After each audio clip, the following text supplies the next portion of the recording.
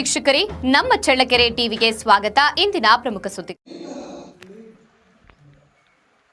ಕಾಂಗ್ರೆಸ್ ಸರ್ಕಾರದ ನಿರ್ಲಕ್ಷ್ಯದಿಂದ ಪರಿಶಿಷ್ಟ ಪಂಗಡ ಸಮುದಾಯದ ಮೀಸಲಾತಿಗೆ ಅನ್ಯಾಯವಾಗಿದೆ ಎಂದು ಆರೋಪಿಸಿ ಭಾರತೀಯ ಜನತಾ ಪಾರ್ಟಿ ಎಸ್ಟಿ ಮೋರ್ಚಾ ವತಿಯಿಂದ ಜುಲೈ 19ರಂದು ಚಳ್ಳಕೆರೆಯಲ್ಲಿ ನಡೆಯಲಿರುವ ಸಾಮಾಜಿಕ ನ್ಯಾಯಕ್ಕಾಗಿ ಜಾಗೃತಿ ಸಮಾವೇಶದ ಕುರಿತು ಶುಕ್ರವಾರ ಪತ್ರಿಕಾಗೋಷ್ಠಿ ನಡೆಸಲಾಯಿತು.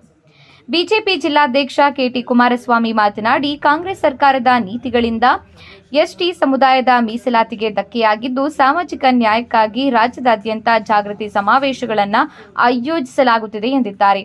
ಜುಲೈ 19ರಂದು ನಗರದ ರಾಘವೇಂದ್ರ ಕಲ್ಯಾಣ ಮಂಟಪದಲ್ಲಿ ನಡೆಯಲಿರುವ ಸಮಾವೇಶದಲ್ಲಿ ಮಾಜಿ ಸಚಿವರಾದ ರಮೇಶ್ ಜಾಕಿರಹೊಳಿ, ಶ್ರೀರಾಮುಲು ಸೇರಿದಂತೆ ಪಕ್ಷದ ಹಲವು ರಾಜ್ಯದ ನಾಯಕರು ಭಾಗವಹಿಸಲಿದ್ದಾರೆ ಎಂದು ತಿಳಿಸಿದ್ದಾರೆ. ಬಿಜೆಪಿ ಎಸ್ಟಿ ಮೋರ್ಚಾ ಮುಖಂಡ ಮಹಂತೇಶ್ ನಾಯ್ಕ ಮಾತನಾಡಿ, ಎಸ್ಟಿ ಮೀಸಲಾತಿ ವಿಚಾರದಲ್ಲಿ ಕಾಂಗ್ರೆಸ್ ಸರ್ಕಾರ ಅನ್ಯಾಯ ಮಾಡಿದ್ದು, ಎಸ್ಟಿ ಸಮುದಾಯದ ಹಕ್ಕುಗಳನ್ನು ಕಾಪಾಡಲು ಬಿಜೆಪಿ ಹೋರಾಟ ಮುಂದುವರೆಸಲಿದೆ ಎಂದು ವಾಗ್ದಾಳಿ ನಡೆಸಿದ್ದಾರೆ. ಪತ್ರಿಕಾಗೋಷ್ಠಿಯಲ್ಲಿ ರಾಜ್ಯ ಕಾರ್ಯಕಾರಿಣಿ ಸಮಿತಿ ಸದಸ್ಯ ರಾಮದಾಸ್ ನಾಯಕ್, ಶಿವಣ್ಣ ಪಾಲಯ್ಯ, ಆಫೀಸ್ ನಾಯಕ್, ಅನಿಲ್ ಕುಮಾರ್, ಸೂರನಹಳ್ಳಿ ಶ್ರೀನಿವಾಸ್, ಚನ್ನಾಗನಹಳ್ಳಿ ಶ್ರೀನಿವಾಸ್, ಮಲ್ಲೇಶ್, ತಿಪ್ಪೇಸ್ವಾಮಿ, ಪಾಲಯ್ಯ, ಕವನ ಸೇರಿದಂತೆ ಬಿಜೆಪಿ ಎಸ್ಟಿ ಮೋರ್ಚಾದ ಅನೇಕ ಮುಖಂಡರು ಉಪಸ್ಥಿತರಿದ್ದರು. ಕಾರ್ಯಕ್ರಮವನ್ನು ಆಯೋಜನೆ ಮಾಡಿರ್ತಕ್ಕಂಥದ್ದು ನಮ್ಮ ರಾಜ್ಯ ಅಧ್ಯಕ್ಷ ಆಗಿರ್ತಕ್ಕಂಥ ಎಸ್ಟಿ ಮೋರ್ಚಾದ ಬಂಗಾರು ಹನುಮಂತಣ್ಣವರು ಮತ್ತು ನಮ್ಮ ರಾಜ್ಯ ನಾಯಕರಾಗಿರ್ತಕ್ಕಂಥ ಶ್ರೀರಾಮುಲು ಸಾಹೇಬರು, ರಮೇಶ್ ಜಾರಕಿಹೊಳಿ ಅವರು, ಶಿವನಗೌಡರು, ರಾಜಗೌಡರು ಮತ್ತೆಲ್ಲ ನಮ್ಮ ರಾಜ್ಯದ ನಮ್ಮ ಸಮಾಜದ ನಾಯಕರುಗಳು ಸೇರಿ ಇವತ್ತು ಪ್ರತಿಯೊಂದು ಜಿಲ್ಲೆಯಲ್ಲಿ ಈ ಒಂದು ಜಾಗೃತ ಸಮಾವೇಶನ ಮಾಡ್ತಕ್ಕಂಥದ್ದು. ಇದರ ಮುಖ್ಯ ಉದ್ದೇಶ ಇಷ್ಟೇ, ಇವತ್ತು ಪರಿಶಿಷ್ಟ ಪಂಗಡದ ಒಂದು ಜನಸಂಖ್ಯೆಗೆ ಅನುಗುಣವಾಗಿ ಏನು ಮೀಸಲಾತಿ ಬೇಕು ಅಂತೇಳಿ ನಮ್ಮ ಜನಾಂಗದ ಒಂದು ಕೂಗಿತ್ತು. ಆ ಕೂಗಿಗೆ ಹೋರಾಟಕ್ಕೆ ನಮ್ಮ ಸ್ವಾಮೀಜಿನೂ ಸಹ ಪಾದಯಾತ್ರೆ ಮಾಡಿದರು. 280 ದಿನಗಳ ಕಾಲ ಅಹೋರಾತ್ರಿ ಧರಣಿ ಸತ್ಯಾಗ್ರಹವನ್ನು ಮಾಡಿದರು. ಆ ಒಂದು ಸಂದರ್ಭದಲ್ಲಿ ನಮ್ಮ ಬಸವರಾಜ ಬೊಮ್ಮಾಯಿಯವರು, ಸನ್ಮಾನ್ಯ ಬಸವರಾಜ ಬೊಮ್ಮಾಯಿಯವರು ರಾಜ್ಯದ ಮುಖ್ಯಮಂತ್ರಿಗಳಿದ್ದರು. ಅವತ್ತು ಪರಿಶಿಷ್ಟ ಪಂಗಡಕ್ಕೆ 3ರಿಂದ 70% ಮೀಸಲಾತಿಯನ್ನು ಹೆಚ್ಚಿಗೆ ಮಾಡಿ ಇವತ್ತು ಆದೇಶವನ್ನು ಹೊರಡಿಸಿರ್ತಕ್ಕಂಥ. ಅದರ ಅಡಿಯಲ್ಲಿ ಕಳೆದ 2022ಕ್ಕೆ ಆ ಒಂದು ಆದೇಶವನ್ನು ಬಂತು. 22, 23, 24ವರೆಗೂ ಆ ಒಂದು ಆದೇಶದ ಅಡಿಯಲ್ಲಿ ನಮ್ಮ ವಿದ್ಯಾರ್ಥಿಗಳಿಗೆ ಎಲ್ಲ ಸೌಲಭ್ಯಗಳು ಸಹ ಸಿಗ್ತಕ್ಕಂಥದ್ದು. ಇವತ್ತು ಮೆಡಿಕಲ್ ಸೀಟ್ ಇರ್ಬೋದು, ಇಂಜಿನಿಯರ್ ಇರ್ಬೋದು, ಪದವಿ ಸೀಟ್ಗಳಿರ್ಬೋದು, ಎಲ್ಲ ರೀತಿಯಲ್ಲೂ ಸವಲತ್ತುಗಳು ನಮ್ಮ ಪರಿಶಿಷ್ಟ ಪಂಗಡ ವಿದ್ಯಾರ್ಥಿಗಳಿಗೆ ಸಿಕ್ಕಿರ್ತಕ್ಕಂಥದ್ದು 3 ವರ್ಷ.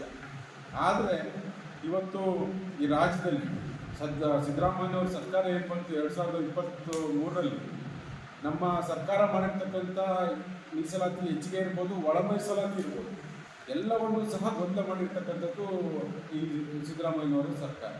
ಏಕೆಂದರೆ ಒಂದು ಕಡೆ SC ಸಮಾಜದಲ್ಲೂ ಸಹ ಗೊಂದಲವನ್ನು ಸೃಷ್ಟಿ ಮಾಡಿ ಒಳ ಮೀಸಲಾತಿ ಅದರಲ್ಲೂ ಗೊಂದಲ ಸೃಷ್ಟಿ ಮಾಡಿದರು. ಹಾಗೆ ಇವತ್ತು ST ಸಮುದಾಯಕ್ಕೆ ಭಾರತೀಯ ಜನತಾ ಪಾರ್ಟಿ 4% ಹೆಚ್ಚಿಗೆ ಮಾಡಿತ್ತು. ಅದನ್ನು ಸಹ ಇವತ್ತು ಕಮ್ಮಿ ಮಾಡಿ ಈ ಸಮಾಜಕ್ಕೆ ಒಂದು ತುಂಬಲಾದ ಒಂದು ನಷ್ಟವನ್ನು ಕೊಡ್ಲಿಕ್ಕೆ ಪೆಟ್ಟನ್ನೇ ಸಮಾಜಕ್ಕೆ ನೀಡಿರ್ತಕ್ಕಂಥದ್ದು ಸಿದ್ದರಾಮಯ್ಯವರ ಕಾಂಗ್ರೆಸ್ ಸರ್ಕಾರ. ಹಾಗಾಗಿ ಇವರ ಈ ಒಂದು ಪರಿಶಿಷ್ಟ ಪಂಗಡದ ಒಂದು ವಿರೋಧಿ ಸರ್ಕಾರ ಅಂತಲೇ ನಾವು ಹೇಳಬೇಕಾಗ್ತದೆ ಕಾಂಗ್ರೆಸ್ ಸರ್ಕಾರವನ್ನು. ಯಾಕೆಂದರೆ ಇವತ್ತು ನಮ್ಗೆ ದೊರಕಿರ್ತಕ್ಕಂಥ 4% ಅದನ್ನು ಇವರು ನಮಗೆ ಉಳಿಸ್ಕೊಡ್ಲಿಕ್ಕೆ ಇವಾಗ ಆಗಲಿಲ್ಲ. ಯಾಕೆಂದರೆ ಇವತ್ತು ಕೋರ್ಟಲ್ಲಿ ಪ್ರಶ್ನೆ ಮಾಡಿರ್ತಕ್ಕಂಥದ್ದು ಅರ್ಜಿಗಳನ್ನು ಸಲ್ಲಿಸಿದ್ದಾರೆ. ಇವತ್ತು 50%ಗಿಂತ ಹೆಚ್ಚಿಗೆ ಆಗಿದೆ, ಇದನ್ನು ಪರಿಶೀಲನೆ ಮಾಡಿ ಅಂತ ವಕಾಲತ್ತು ಹಾಕಿದ್ರು ಅದಕ್ಕೆ ಸಮರ್ಪಕವಾಗಿ ನಮ್ಮ ರಾಜ್ಯ ಸರ್ಕಾರ ವಕಾಲತ್ತಲ್ಲಿ ಭಾಗವಹಿಸಿ ನಮ್ಗೆ ಏನು ಕೊಟ್ಟಿದ್ರೆ ಅದು ಉಳಿಸ್ತಕ್ಕಂಥ ಹೊಣೆಗಾರಿಕೆ ನಮ್ಮ ಕಾಂಗ್ರೆಸ್ ಸರ್ಕಾರಕ್ಕಿತ್ತು. ಆ ಹೊಣೆಗಾರಿಕೆ ಇವರು ದಿವ್ಯ ನಿರ್ಲಕ್ಷ್ಯದಿಂದ ಇವರ ಒಂದು ಅಡ್ವೊಕೇಟ್ ಆಗಿ ಒಬ್ಬ ಲಾಯರ್ನ ಇಟ್ಟು ಅದು ಸಮರ್ಪಕವಾಗಿ ಅದಕ್ಕೆ ವಾದ ಮಂಡನೆ ಮಾಡ್ದಲ್ಲೇ ಇವತ್ತು ಆ ಒಂದು ಮೀಸಲಾತಿ ನಮಗೆ ತಪ್ಪಿರ್ತಕ್ಕಂಥದ್ದು. STಗೆ 4% ತಪ್ಪಿದೆ, SC ಸಮುದಾಯಕ್ಕೆ 2% ಕಮ್ಮಿ ಆಗಿದೆ. ಅದನ್ನು ಕಾಂಗ್ರೆಸ್ ಅವರು ಇವತ್ತು ಸಮಾಜದಲ್ಲಿ ಇವತ್ತು ನಮ್ಮ ಸಮಾಜದಲ್ಲಿ ST ಸಮುದಾಯ ಇರ್ಬೋದು, ನಮ್ಮ SC ಸಮುದಾಯ ಎಲ್ಲ ಸಮಾಜಕ್ಕೂ ದಿಕ್ಕು ತಪ್ಪಿಸ್ತಕ್ಕಂಥ ಕೆಲಸವನ್ನು ಮಾಡ್ತಾರೆ.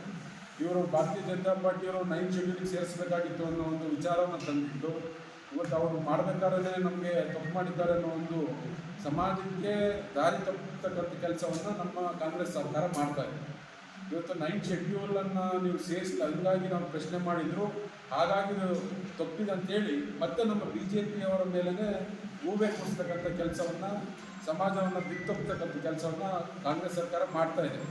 ಆದರೆ ಇದರೆಲ್ಲರ ಒಂದು ವಿಚಾರವಾಗಿ ಈ ಒಂದು ಏನೇನು ನಡವಳಿಕೆ ಆಗಿದೆ 9th ಶೆಡ್ಯೂಲ್ನ ಮಹತ್ವ ಏನಿತ್ತು ಇರಬೇಕಾಗಿತ್ತ ಬೇಡ ಅನ್ನೋದು ಅದು ಕಾನೂನಾತ್ಮಕವಾಗಿ ದೊಡ್ಡ ಚರ್ಚೆಯನ್ನು ಹುಟ್ಟಾಕ್ತಕ್ಕಂಥ ಕೆಲಸ ಇದೆ. ಹಾಗಾಗಿ ಈ ಒಂದು ಎಲ್ಲ ವಿಚಾರಗಳನ್ನ ಇಟ್ಕೊಂಡು ಇವತ್ತು 9th ಶೆಡ್ಯೂಲಲ್ಲಿ ಸೇರಿಸಬೇಕಿತ್ತ, ಇಲ್ಲ ಅದು ಬೇಕಿದ್ದ ಅವಶ್ಯಕತೆ ಇತ್ತ, ನಾವು ಮಾಡಿರ್ತಕ್ಕಂಥದ್ದು ಸರಿ ಎಷ್ಟಿದೆ ತಪ್ಪು ಎಷ್ಟಿದೆ ಅಂತ ಹೇಳಿ ಜನಗಳಲ್ಲಿ ಒಂದು ಜಾಗೃತಿ ಮೂಡಿಸ್ಬೇಕು. ಹಾಗಾಗಿ ಒಂದು ಭಾರತೀಯ ಜನತಾ ಪಾರ್ಟಿ ವತಿಯಿಂದ ನಾವೇನು ಮಾಡಿದ್ವಿ ಮತ್ತು ಕಾಂಗ್ರೆಸ್ ಸರ್ಕಾರ ಎಲ್ಲಿ ವಿಫಲತೆ ಆಗಿದೆ ಮತ್ತು ಎಲ್ಲ ವಿಚಾರಗಳನ್ನ ಇಟ್ಕೊಂಡು ಅವತ್ತು ನಾವು ರಾಜ್ಯದ ಬಂದಿರ್ತಕ್ಕಂಥ ನಾಯಕರಿರ್ಬೋದು, ನಮ್ಮ ಸಮುದಾಯ ಇದು ವಿಶೇಷವಾಗಿ ಪರಿಶಿಷ್ಟ ಪಂಗಡದವರೇ ಸೇರ್ಕೋದ್ರಿಂದ ನಮ್ಮ ಸಮುದಾಯದ ಎಲ್ಲ ಬರ್ತಕ್ಕಂಥ ನಮ್ಮ ಮುಖಂಡರುಗಳಿರ್ಬೋದು, ವಿದ್ಯಾರ್ಥಿಗಳಿರ್ಬೋದು, ಲಾಯರ್ಸ್ ಇರ್ಬೋದು, ಬೇರೆ ಬೇರೆ ವರ್ಗದಲ್ಲಿ ಕೆಲಸ ಮಾಡಿರ್ತಕ್ಕಂಥದ್ದೆಲ್ಲ ನಾವು ಕರೆದಿದ್ದೇವೆ. ಅಲ್ಲಿ ಸವಿಸ್ತಾರವಾಗಿ ಚರ್ಚೆ ಆಗುತ್ತೆ. ನಾವು ಭಾರತೀಯ ಜನತಾ ಪಾರ್ಟಿಯವರು ಎಷ್ಟು ನಾವು ಬದ್ಧತೆಯಿಂದ ಈ ಸಮಾಜಕ್ಕೆ ನ್ಯಾಯವನ್ನು ಕೊಟ್ಟಿದ್ವಿ ಮತ್ತು ಈ ಕಾಂಗ್ರೆಸ್ವರ ಒಂದು ಮೀಸಲಾತಿ ಉಳಿಸೋಕ್ಕಾಗ್ದೇ ಇವತ್ತು ಯಾವುದೋ ಒಂದು ಕುಂಟು ನೆಪ ಹೇಳ್ತಾ ಯಾವುದೋ ಒಂದು ಆರೋಪ ಮಾಡ್ತಾ 9th ಶೆಡ್ಯೂಲ್ ಅಂತ ಹೇಳಿ ಸಂಪೂರ್ಣ ಸಮಾಜವನ್ನು ದಿಕ್ತಪ್ಪಿಸ್ತಕ್ಕಂಥ ಕೆಲಸವನ್ನು ಮಾಡ್ತಾ ಆ ಒಂದು ಸಮಾಜವನ್ನು ದಿಕ್ತಪ್ಪಿಸ್ತಕ್ಕಂಥದ್ದು. ಹಾಗಾಗಿ ನಮ್ಮ ಸಮಾಜಕ್ಕೊಂದು ಈ ಒಂದು ಸ್ಪಷ್ಟ ಮಾಹಿತಿಗಳನ್ನು ಕೊಡ್ತಾ ಈ ಒಂದು ಜಾಗೃತಿ ಸಮಾವೇಶದಲ್ಲಿ ಬರ್ತಕ್ಕಂಥ ನಮ್ಮ ಆಗಿರ್ತಕ್ಕಂಥ ಅನ್ಯಾಯವನ್ನು ಸಹ ನಮ್ಮ ಸಮಾಜಕ್ಕೆ ಹೇಳ್ಬೇಕು ಅನ್ನೋ ದೃಷ್ಟಿಯಿಂದ ಈ ಕಾರ್ಯಕ್ರಮ ನಂಬ್ಕೊಂಡಿದ್ದೀವಿ. ನಮಗೆ ಕಾಂಗ್ರೆಸ್ ಏನು ಪರಿಶಿಷ್ಟ ಪಂಗಡದ ಅದು ವಾಲ್ಮೀಕಿ ಸಮಾಜದ ಪಕ್ಷ ಒಂದು ವಿರೋಧಿ ನೀತಿಯನ್ನೇನು ಅಳವಡಿಸ್ಕೊಂಡಿದೆ, ನಿರ್ಲಕ್ಷ್ಯ ನೀತಿಯನ್ನೇನು ಅಳವಡಿಸ್ಕೊಂಡಿದೆ, ಈ ಒಂದು ನೀತಿಯನ್ನು ಅವರ ಒಂದು ಧೋರಣೆಯನ್ನು ನಮ್ಮ ಸಮಾಜದ ಒಂದು ಕಟ್ಟಕಡೆಯ ಮನುಷ್ಯರಿಗೂ ಒಂದು ಅರಿವನ್ನು ತಂದು ಬರ್ತಕ್ಕಂಥ ವಿಧಾನಸಭಾ ಚುನಾವಣೆಗಳಿರ್ಬೋದು, ಅದರಲ್ಲಿ ಇವತ್ತು 15 ರಿಸರ್ವೇಷನ್ಗೆ 14 ಜನ ನಮ್ಮ ಶಾಸಕರಿದ್ದಾರೆ. ಇವತ್ತು ನಮ್ಮ ಚಳ್ಳಕೆರೆಯ ರಘುಮೂರ್ತಿಯವರು ಸಹ ಈ ಒಂದು ಪರಿಶಿಷ್ಟ ಪಂಗಡದ ಒಂದು ವಿಧಾನ ST ರಿಸರ್ವೇಷನಲ್ಲಿ ಗೆದ್ದಿದ್ರು ಸಹ ಇದನ್ನು ಪ್ರಶ್ನೆ ಮಾಡಲಿಕ್ಕೆ ಹೋಗಿದ್ರು. ಇವತ್ತು ಯಾವ್ಯಾವ ಶಾಸಕರು ಸಹ ರಿಸರ್ವೇಷನ್ ಗೆದ್ದಿರ್ತಕ್ಕಂಥ ಶಾಸಕರು ಸಹ ಇದು ಏನು ಹಿಂಗಾಗಿದೆಯಲ್ಲ ಆಗಿತ್ತು ಇದರ ವಿರುದ್ಧ ಧ್ವನಿ ಹೆಚ್ಚತಕ್ಕಂಥ ಚಕಾರ ಎತ್ತತಕ್ಕಂಥ ಪರಿಸ್ಥಿತಿಯಲ್ಲಿ ಅವ್ರು ಇಲ್ಲ. ಹಾಗಾಗಿ ಒಂದು ಸಮಾಜದ ಬಗ್ಗೆ ಅವರ ಒಂದು ಬದ್ಧತೆಯನ್ನು ಸಹ ನಾವು ಪ್ರಶ್ನೆ ಮಾಡಬೇಕಾಗ್ತದೆ. ಹಾಗಾಗಿ ಇವತ್ತು ST ರಿಸರ್ವೇಷನ್ಗೆ ಗೆದ್ದು ಇವತ್ತು 4% ಕಮ್ಮಿ ಧ್ವನಿ ಎತ್ತತಕ್ಕಂಥ ಒಂದು ಸಣ್ಣ ಒಂದು ಇದು ಇಲ್ಲ ಇರ್ತಕ್ಕಂಥ ಶಾಸಕರು ನಮ್ಮ ರಘುಮೂರ್ತಿ. ಇವತ್ತು ಗೋಪಾಲ್ ಕೃಷ್ಣ ಇರ್ಬೋದು, ರಘುಮೂರ್ತಿ ಇರ್ಬೋದು, ಬೇರೆ ಬೇರೆ ಜಿಲ್ಲೆಯಲ್ಲಿರ್ತಕ್ಕಂಥ ಎಲ್ಲ ನಮ್ಮ ಶಾಸಕರು ಸಹ ಯಾರು ಸಹ ಧ್ವನಿಯನ್ನು ಎತ್ತುತ್ತಾ ಇಲ್ಲ, ಸರ್ಕಾರವನ್ನು ಖಂಡಿಸ್ತಾ ಇಲ್ಲ. ಹಾಗಾಗಿ ಇವತ್ತು ಭಾರತೀಯ ಜನತಾ ಪಾರ್ಟಿ ನಾವು ಸಂಪೂರ್ಣವಾಗಿ ಜನಾಂದೋಲನ ರೂಪಿಸಲಿಕ್ಕೆ ಇದು ಜಿಲ್ಲಾ ಸಮಾವೇಶ ಮಾಡ್ತೇವೆ. ಮುಂಬರುವ ದಿನದಲ್ಲಿ ಎಲ್ಲ ಜಿಲ್ಲೆಯಲ್ಲಿ ಈ ಒಂದು ಸಮಾವೇಶನ ಮಾಡಿ ಸರ್ಕಾರ ಏನನ್ನು ಎಚ್ಚರಿಸಿಕೊಂಡಿದ್ರೆ ಇದೊಂದು ರಾಜ್ಯ ಮಟ್ಟದ ಜನಾಂದೋಲನ ಕಾರ್ಯಕ್ರಮವನ್ನು ನಾವು ಒಪ್ಕೊಳ್ತೀವಿ ಅಂತ ಸರ್ಕಾರಕ್ಕೆ ಎಚ್ಚರಿಕೆಯನ್ನು ಕೊಡ್ತಾ ಈ ಒಂದು ಕಾರ್ಯಕ್ರಮವನ್ನು ಬರ್ತಕ್ಕಂಥ ಭಾನುವಾರ ನಮ್ಮ ಗುರು ರಾಘವೇಂದ್ರ ಕಲ್ಯಾಣ ಮಂಟಪ ನಮ್ಮ ಜಿಲ್ಲೆ ಸಮಾವೇಶ ಇದು. ನಮ್ಮ ಜಿಲ್ಲೆಯಲ್ಲಿ ನಮ್ಮ ಚಳ್ಳಕೆರೆ ಭಾಗದಲ್ಲಿ ನಾವು ಈ ಒಂದು ಸಮಾವೇಶವನ್ನು ಮಾಡ್ತಾ ಇದ್ದೇವೆ. ದಯಮಾಡಿ ಹೆಚ್ಚಿನ ಸಂಖ್ಯೆಯಲ್ಲಿ ನಮ್ಮ ಮಾಧ್ಯಮದ ಉದ್ದೇಶದಲ್ಲಿ ಸಹಕಾರ ಕೊಡಬೇಕು. ಹಾಗೆ ನಮ್ಮ ಎಲ್ಲ ಪರಿಶಿಷ್ಟ ಪಂಗಡದ ಬಂಧುಗಳು ಹೆಚ್ಚಿಗೆ ಬಂದು ಈ ಕಾರ್ಯಕ್ರಮದಲ್ಲಿ ಭಾಗವಹಿಸಬೇಕಂತ ಅವರ ಒಂದು ಕೈಕಳಿಯನ್ನು ಮನವಿಯನ್ನು ಮಾಡ್ತಾರೆ.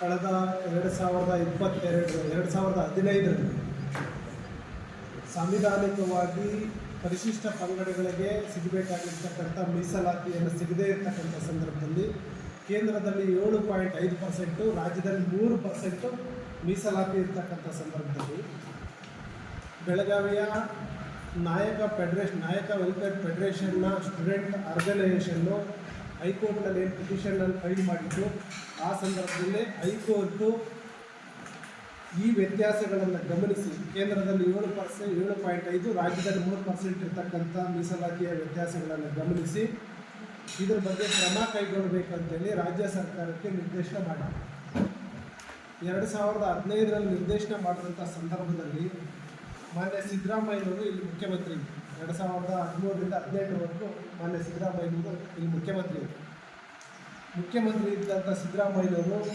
ತಾವು 2013ರಲ್ಲಿ ಚುನಾವಣೆಗೆ ಹೋದಂಥ ಸಂದರ್ಭದಲ್ಲಿ ನಾನು ಅಹಿಂದ ಚಾಂಪಿಯನ್ನು, ನಾನು ಅಹಿಂದ ನಾಯಕ ಅಂತ ತಮ್ಮನ್ನು ತಾವು ಇಡೀ ದೇಶದಲ್ಲಿ ನನ್ನಂಥ ದೊಡ್ಡ ಅಹಿಂದ ನಾಯಕ ಯಾರಿಲ್ಲ, ನಾನೇ ಅಹಿಂದ ನಾಯಕ, ಅಹಿಂದ ಚಾಂಪಿಯನ್ ಅಂತ ಹೇಳ್ಕೊಂಡು ಓಡಾಡ್ತಿರ್ತಕ್ಕಂಥ ಸಿದ್ದರಾಮಯ್ಯನವರು ತಕ್ಷಣ ದಲಿತರ ಮೇಲೆ, ಹಿಂದುಳಿದವ್ರ ಮೇಲೆ ಪ್ರೀತಿ ಇದ್ದಿದ್ದರೆ ಇದನ್ನ ಅವತ್ತೇ ಜಾರಿ ತರಬೇಕಾಗಿತ್ತು.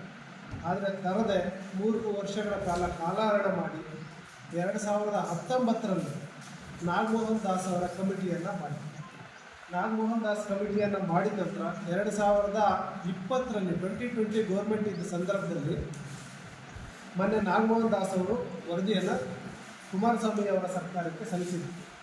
ಅದಾದ ನಂತರ ಇದರ ಮಧ್ಯೆ ರಾಜ್ಯದ ಬೇರೆ ಬೇರೆ ಭಾಗಗಳಲ್ಲಿ ಪರಿಶಿಷ್ಟ ಪಂಗಡದ ಸಮಾಜದ ಅನೇಕ ಸಂಘಟನೆಗಳು, ಸ್ವಾಮೀಜಿಯವರ ಪಾದಯಾತ್ರೆ, ಸ್ವಾಮೀಜಿಯವರ 280 ದಿನಗಳ ಸತ್ಯಾಗ್ರಹ ಸೇರಿದಂತೆ ಅನೇಕ ಹೋರಾಟಗಳಾಯಿತು.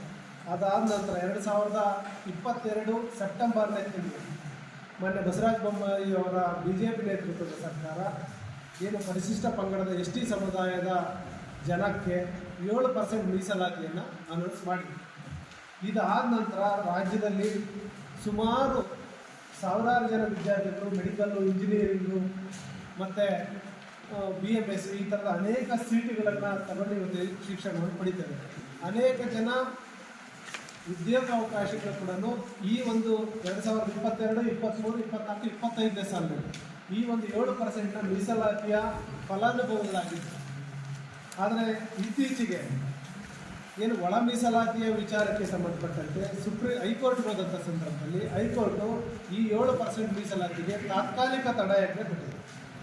ಈ ತಾತ್ಕಾಲಿಕ ತಡೆಯಾಜ್ಞೆ ಕೊಟ್ಟ ನಂತರ ಸುಮಾರು 4 ಹಿಯರಿಂಗ್ ಆದರೂ ಕೂಡ ರಾಜ್ಯ ಸರ್ಕಾರ ಯಾವುದೇ ವಕೀಲರನ್ನು ಸರಿಯಾಗಿ ನೇಮಿಸದೆ, ಅವರು ಸರಿಯಾಗಿ ಕೋರ್ಟ್ಗೆ ಅಪಿಯರ್ ಆಗದೆ ಇವತ್ತು ಮೀಸಲಾತಿಯ ವಿಚಾರಕ್ಕೆ ತಾತ್ಕಾಲಿಕ ತಡೆಯಾಜ್ಞೆಯನ್ನು ತೆರವುಗೊಳಿಸ್ತಕ್ಕಂಥ ಕಾರ್ಯಕ್ಕೆ ರಾಜ್ಯ ಸರ್ಕಾರ ಮುಂದಾಗಿದೆ. ಇದರ ಮಧ್ಯೆ ಏನು ಸಿದ್ದರಾಮಯ್ಯವರ ಮೇಲೆ ಮೂಢ ಹಗರಣದ ಪ್ರಕರಣ ದಾಖಲಾದಂಥ ಸಂದರ್ಭದಲ್ಲಿ ಸುಪ್ರೀಂ ಕೋರ್ಟ್ನ ಭಾಳ ನುರಿತ ನ್ಯಾಯವಾದಿಗಳನ್ನು ಕರೆಸಿ ಸರ್ಕಾರದ ಹಣದಲ್ಲೇ ಅವರಿಗೆ ಭಾಳ ದೊಡ್ಡ ಮೊತ್ತದ ಏನು ಫೀಸನ್ನು ಕೊಟ್ಟು ಸಿದ್ದರಾಮಯ್ಯನವ್ರ ಮೇಲಿರ್ತಕ್ಕಂಥ ಮೂಢ ಹಗರಣದ ಪ್ರಕರಣದಲ್ಲಿ ಅವ್ರನ್ನ ನ್ಯಾಯಾಲಯಕ್ಕೆ ಕರೆಸಿ ದೆಹಲಿಯಿಂದ ವಕೀಲರನ್ನ ಕರೆಸಿ ಅಟೆಂಡ್ ಮಾಡಿಸ್ತಾರೆ. ಆದರೆ ನಾನೊಬ್ಬ ದಲಿತ ಮತ್ತು ಹಿಂದುಳಿದ ಪರ ಇರತಕ್ಕಂಥ ನಾಯಕ, ನಾನು ಅಹಿಂದ ಚಾಂಪಿಯನ್ ಅಂತ ಹೇಳ್ತಕ್ಕಂಥ ಸಿದ್ದರಾಮಯ್ಯನವರು, ನಾನು ಸಂವಿಧಾನ ರಕ್ಷಕ ಅಂತ ಹೇಳ್ಕೊಂತ ಇರ್ತಕ್ಕಂಥ ಕಾಂಗ್ರೆಸ್ನ ನಾಯಕರುಗಳು ಒಬ್ಬ ಪರಿಶಿಷ್ಟ ಪಂಗಡಕ್ಕೆ ಆಗ್ತಾ ಇರ್ತಕ್ಕಂಥ ಅನ್ಯಾಯದ ಬಗ್ಗೆ, ಸಾಂವಿಧಾನಿಕವಾಗಿ ಸಿಗ್ತಾ ಇರ್ತಕ್ಕಂಥ ಮೀಸಲಾತಿಯ ಬಗ್ಗೆ ಯಾವುದೇ ಚಕಾರ ಇರ್ತದೆ ಸರಿಯಾಗಿರ್ತಕ್ಕಂಥ ವಕೀಲರನ್ನು ನೇಮಕ ಮಾಡಿದೆ, ಸರಿಯಾಗಿ ಅಫೇರ್ ಆಗಿದಾರೋ ಇಲ್ಲ ಅಂತಕ್ಕಂಥ ಮಾಹಿತಿಯನ್ನು ಕೂಡ ಪಡೆದಿದೆ. ಬೇಕಂತಲೇ ಪರಿಶಿಷ್ಟ ಪಂಗಡಕ್ಕೆ ಅನ್ಯಾಯ ಮಾಡಬೇಕನ್ನೋ ನಿಟ್ಟಿನಲ್ಲೇ ಇದನ್ನು ನೆಗ್ಲೆಕ್ಟ್ ಮಾಡ್ತಾ ಇರ್ತಕ್ಕಂಥದ್ದನ್ನು ನಾವು ಇಲ್ಲಿ ಸಾರ್ವಜನಿಕವಾಗಿ ಕಾಣಬಹುದು. ಖಂಡಿಸಿ ಭಾರತೀಯ ಜನತಾ ಪಾರ್ಟಿಯ ST ಮೋರ್ಚಾ ರಾಜ್ಯಾದ್ಯಂತ ಸಾಮಾಜಿಕ ನ್ಯಾಯಕ್ಕಾಗಿ ಒಂದು ಹೋರಾಟವನ್ನು ಮಾಡಬೇಕಂತಕ್ಕಂಥ ನಿರ್ಧಾರವನ್ನು ಮಾಡಿ ಈ ಜಾಗೃತಿ ಸಮಾವೇಶಗಳನ್ನು ರಾಜ್ಯದ ಆಯ್ದ ಭಾಗಗಳ ಆಯ್ದ ಜಿಲ್ಲೆಗಳಲ್ಲಿ ಜಿಲ್ಲಾ ಮಟ್ಟದ ಸಮಾವೇಶಗಳನ್ನು ಮಾಡಿ ವಿದ್ಯಾರ್ಥಿಗಳು, ಯುವಕರು, ಅಡ್ವೊಕೇಟ್ಸು, ಉದ್ಯೋಗಾಕಾಂಕ್ಷಿಗಳಿಗೆ ಜಾಗೃತಿ ಮೂಡಿಸ್ತಾ ಇದೆ ಸರ್ಕಾರ ಏನು ಮಾಡ್ತಾ ಇದೆ ಅಂತಕ್ಕಂಥದ್ದು. ಮತ್ತು ಈ ಮೂಲಕ ಸರ್ಕಾರ ಒತ್ತಡವನ್ನು ಕೂಡ ಏರ್ತಾ ಇದೆ.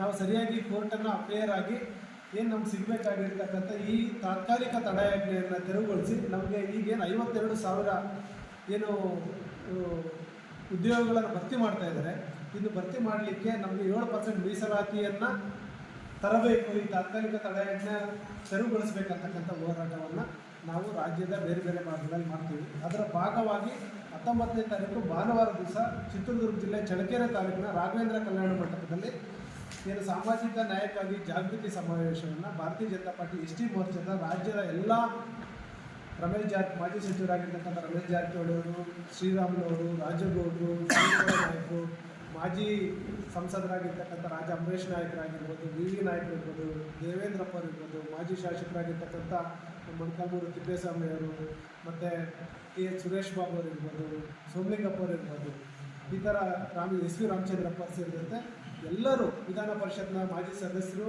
ಹಾಲಿ ಸದಸ್ಯರು, ಎಲ್ಲರೂ ಮುಖಂಡರು ಕೂಡ ಚಳ್ಳಕೆರೆಗೆ ಬರೋರಿದೆ. ಅವತ್ತು ದಿವಸ ಸುಮಾರು ಒಂದು 2,000 ಜನ ಅಡ್ವೊಕೇಟ್ಸು, ವಿದ್ಯಾರ್ಥಿಗಳು ಎಲ್ಲರೂ ಈ ಕಾರ್ಯಕ್ರಮದಲ್ಲಿ ಭಾಗವಹಿಸ್ತಾ ಇದ್ದಾರೆ. ಅವತ್ತು ರಾಜ್ಯ ಸರ್ಕಾರಕ್ಕೆ ನಾವೆಲ್ಲರೂ ಕೂಡ ಒತ್ತಾಯ ಮಾಡ್ತಾಯಿದ್ದೀವಿ, ನಮ್ಗೆ ಸಿಗಬೇಕಾಗಿರ್ತಕ್ಕಂಥ ಸಾಮಾಜಿಕ ನ್ಯಾಯವನ್ನು ನೀವು ಕೊಡಿ, ಸಾಮಾಜಿಕ ಮೀಸಲಾತಿಯನ್ನು ನಮಗೆ ಕೊಡಿ ಅಂತಕ್ಕಂಥ ಒತ್ತಾಯ ಮಾಡೋದು. ಆ ಮೂಲಕ ನಾವು ರಾಜ್ಯ ಸರ್ಕಾರಕ್ಕೆ ಚಿತ್ರದುರ್ಗ ಜಿಲ್ಲೆಯ ಪರಿಶಿಷ್ಟ ಪಂಗಡದ ಎಚ್ಚರಿಕೆಯನ್ನು ಕೂಡ ಒತ್ತು ಕೊಡಲಿದ್ದೀವಿ. ಈ ಕಾರ್ಯಕ್ರಮ ಚಳ್ಳಕೆರೆ ನಗರದಲ್ಲಿ ನಡೆಯುತ್ತೆ.